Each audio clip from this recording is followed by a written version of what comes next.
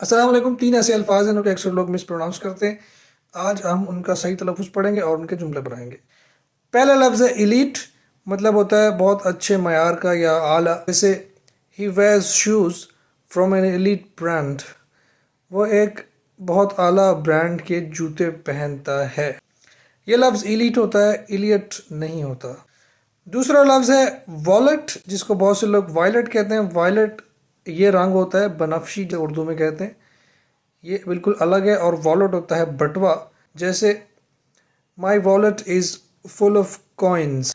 میرا بٹوا سکوں سے بھرا ہوا ہے. اور تیسرا لفظ تو بہت اہم ہے. ایک رنگ کا نام ہے نیلا، جسے کہتے ہیں بلو، مگر کچھ لوگ کہتے ہیں بلیو. بلیو نہیں کہنا، یہ بلو ہوتا ہے.